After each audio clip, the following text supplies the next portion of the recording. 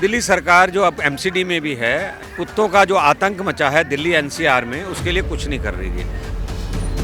लाखों कुत्ते पार्कों के अंदर और गली मोहल्लों के अंदर घूम रहे हैं और इनमें से इतने ही ज़्यादा लोग काटे गए हैं। हम दिल्ली के बच्चों को ऐसे नहीं बनेंगे। एक भी रिकमेंडेशन को लागू नहीं किया गया और लोगों को कुत्तों से मरने के लिए छोड़ दिया गया। कुत्तों का आतंक इस कदर बढ़ गया है कि आज सरकार को खुद इसमें हस्तक्षेप करना पड़ गया है। आज यहाँ पर हमारे साथ ज़्यादा बातचीत के लिए विजय गोयल जी मौजूद है। जी सर, क्या कहेंगे आप, कुत्तों का जो ये आतंक बढ़ गया है और इसमें सरकार को आपको खुद उतरना पड़ गया है। दिल्ली सरकार जो अब एमसीडी में भी है कि आम आदमी पार्टी की सरकार, वो कुत्तों का जो आतंक मचा है दिल्ली एनसीआर में, उसके लिए कुछ नहीं कर रही है। लाखों कुत्ते पार्कों के अंदर और गली मोहल्लों के अंदर घूम रहे हैं और इनमें से इतने ही ज़्यादा लोग काटे गए हैं कुत्तों के द्वारा। तो मैंने एक रिपोर्ट देखी थी जिसमें आरएमएल और सफदरजंग जो है, दोनों अस्पतालों के अंदर 6 महीने में 58,000 केस आए हैं।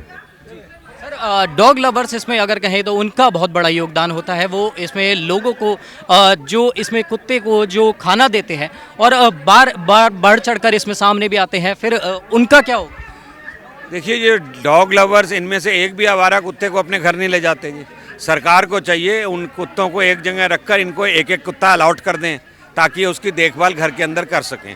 पिछली बार हाई कोर्ट ने कहा भी था कि इस तरीके से ये कुत्तों को जो आप खाना खिला रहे हैं वो ठीक नहीं है, पर बाद में इनको परमिशन मिल गई। पर अब ये कहा है हाई कोर्ट ने, जो खाना देगा अगर उसका कुत्ता किसी को काट लेता है तो उसकी जिम्मेदारी होगी। तो जाहिर तौर पर बात है, जब हम स्टरलाइजेशन करते हैं तो इसका मतलब हम कुत्ते नहीं चाहते।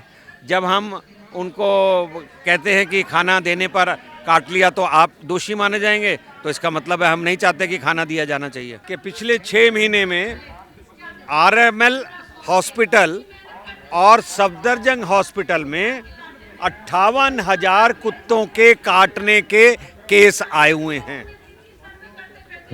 वसंत कुंज में 2 बच्चों को जिस तरीके से 5 कुत्तों ने मिलकर नोच नोच के खा डाला, आज जिनको भी मैंने फ़ोन किया कि जो आवारा कुत्तों का आतंक मचा हुआ है, चाहे वो पार्क हो, चाहे वो गलियां हो, चाहे वो मोहल्ले हों, उस पर आम आदमी पार्टी की सरकार, दिल्ली की सरकार और अब एमसीडी में भी वो हैं, वो लगातार सो रहे हैं।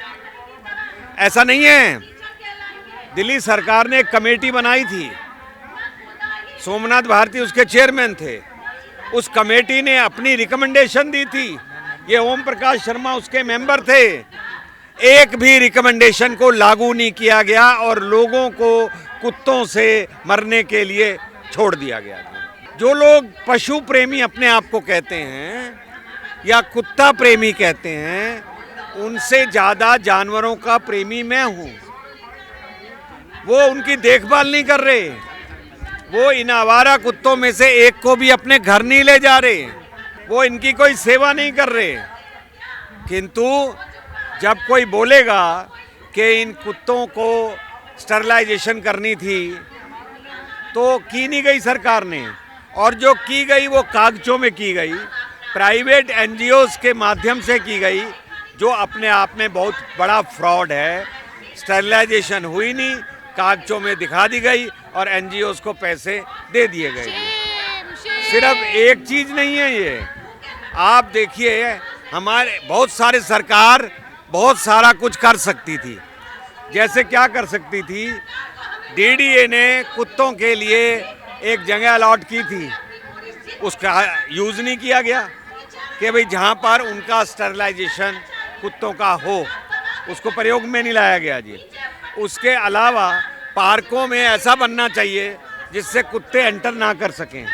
उसके बाद कुत्तों को रोकथाम करने के लिए कॉरपोरेशन एमसीडी कुछ नहीं कर रही, क्योंकि उसमें करप्शन है।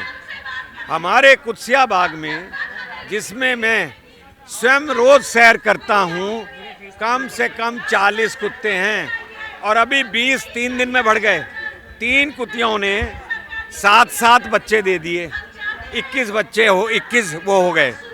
तो फिर कॉरपोरेशन कहती है हम क्या करें जी, हम तो स्टरलाइज कर सकते हैं। स्टरलाइज उन्होंने किए नहीं, 40 के 60 बच्चे हो गए जी।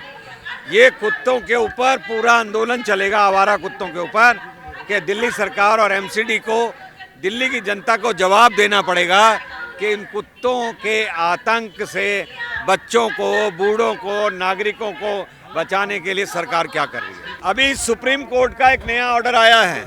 पहले एक हाई कोर्ट ने कहा था कि खाना नहीं खिलाना है, उसको सुप्रीम कोर्ट ने ओवर रूल कर दिया और कहा कि खाना खिला सकते हैं। पर उसके बाद अब उन्होंने कहा कुत्ते ने अगर काट लिया तो जिसने उसको दूध पिलाया और खाना खिलाया वो जिम्मेदार होगा। इसका मतलब कहीं ना कहीं जब स्टरलाइजेशन इनका करने की प्रोविज़न है तो इसका मतलब आप नहीं चाहते ना कि कुत्ते हों। इसका मतलब आप भी कुत्तों को पसंद नहीं कर रहे, तभी तो स्टरलाइज कर रहे हो। तो वो पशु प्रेमी तब कहाँ जाते हैं? ये प्रेमी जब मुर्गे कटते हैं और जब बकरे कटते हैं तब तो हाथ बांधे बैठे हुए हैं, पर जब कुत्ता काट लेता है तब ये काटने को दौड़ते हैं। तो मैं समझता हूँ कि इनको सरकार के साथ मिलकर ऐसी योजनाएं बनानी चाहिए ताकि कुत्ते काटे नहीं। जो स्ट्रीट डॉग हैं, अनियंत्रित स्ट्रीट डॉग हैं, जिनके ऊपर सरकार कंट्रोल नहीं कर पा रही और जो जनता को थ्रेट बन गए हैं, हमारा कहना ये है उनका नियोजन किया जाए, उनकी देखभाल की जाए। और यदि कुत्ते की एक विशेषता है, 14 साल के बाद कुत्ता पागल हो जाता है या मर जाता है, तो कुत्ता पूरी ज़िंदगी पागल नहीं होता, ज़िंदगी के आखिरी समय पे पागल होता है। जब उसमें वो लक्षण आए तो सरकार उसका ध्यान रखे, उसका इलाज करे या उसे पब्लिक से दूर करे। वैसे तो हम सब डॉग लवर हैं, लेकिन वो डॉग, स्ट्रीट डॉग जो अनियंत्रित होकर बच्चों को, बुजुर्गों को और लोगों को जो हार्म कर रहे हैं, उसके लिए सरकार उनको नियंत्रित करे, उसके लिए नीति बने। लेकिन आज सरकार की दुविधा है, सरकार पहले अपने मंत्रियों को बचाए या कुत्तों से जनता को बचाए। तो इसके लिए सरकार दुविधा में है। तो जब तक सरकार की दुविधा है तो कुत्तों की दुविधा बनी रहेगी। जैसा कि आपने देखा कि जिसमें कुत्तों का बहुत बड़ा मामला जो दिल्ली में आ रहा है और लगातार इसमें मौतें हो रही हैं, और मौतें होने के कारण जो एक ये हैं कि कुत्ते अनियंत्रित हो गए हैं, उनका कहीं ना कहीं एक जो उनके ऊपर नियंत्रण था वो खो चुका है। तो ऐसे में सरकार अब खुद उतर के आई है, जिसमें सरकार ने कहा है कि इन कुत्तों पर जल्द से जल्द लगाम लगाई जाए। आपकी क्या है इस पर राय, हमें कमेंट कर ज़रूर बताएं। कैमरामैन अनिकेत के साथ नवदीप शर्मा की रिपोर्ट, दिल्ली। आप देख रहे हैं सौगंध टीवी, सौगंध वतन की।